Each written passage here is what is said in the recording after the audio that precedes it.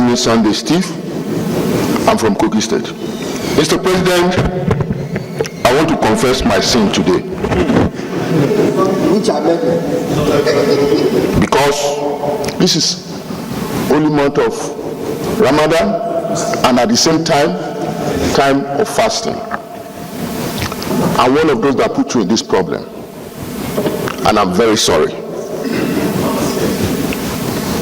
When my sister came to the Senate, you were very reluctant, giving her a leadership position. I want to recall your word. You said she's a rookie, and there are people that came before her. Karimi, why will I give her chairmanship position? You said you wouldn't do that. That your conscience will not allow you to do that. I went to some leaders here to put pressure on you. Then finally me and Senator Jube came to you that position that Senator O'Hare left is for Kogi State. It's not. And that you must give it back to Kogi State. I even went to old meeting with the husband to strategize on how she will be given that chairmanship of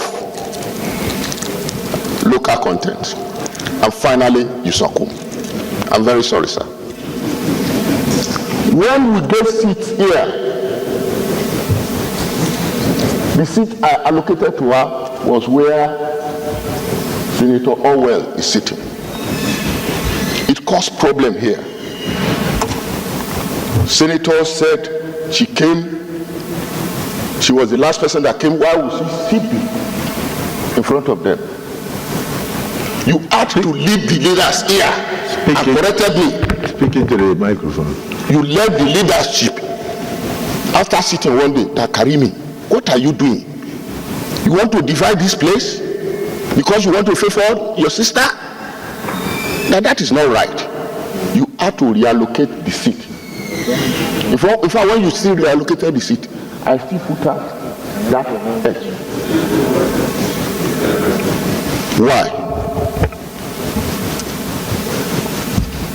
Just to at least make my sister comfortable here. Senate President, I want to recall what happened that day before the leadership came in. She was very unhappy. She shouted my name to the high heavens, abused me, abused my mother. For what? For simple change. Abused your mother? Sir? Was your mother around?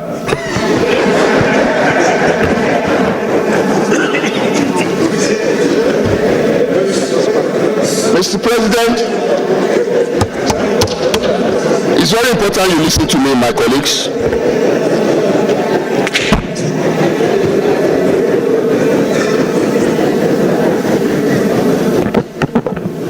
Mr. President, my colleagues,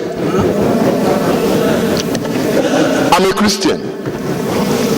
And I know in the book of Matthew chapter 5 verse 9, the Bible says, blessed are the peacemakers, for they shall be called sons of God.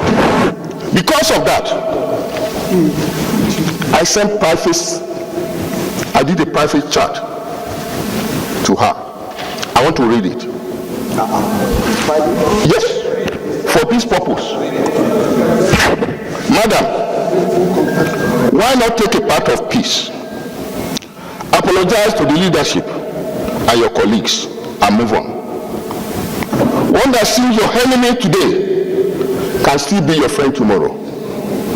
It is not even healthy to keep worrying always. My sincere advice. I hope you are not offended. I also followed up. If at all you need my support in carrying out my suggestion, you can have my back. The Spirit of God is leading me to do this.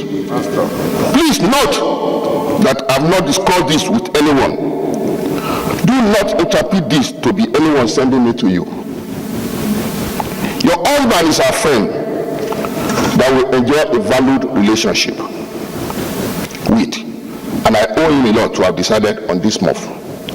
God guide you aright. He who fights and run away may live to fight another day. Those advising you to keep fighting, most of them doesn't know what it takes to win an election to the Senate. You know your labor, the pain, the struggle to get where you are. You need a good relationship with your colleagues to get the best for your people. A little here, a little there, bending to people's opinion. A good politician will do all possible to move on. Note that we have not spoken for 6 months. So I change my mind and do what I'm doing tonight. It's the grace of God in me. This text was sent on 24th February 2025. She received it because I know some people also told me a reaction to this test, even in Singapore, where they were. Mr. President, just like Moses told God, the Lord told Moses at the mount of Horeb, we have stayed in this mountain for too long. We have stayed in this mountain for too long. Let us take Nigeria to the promised land. There are works to do for our people.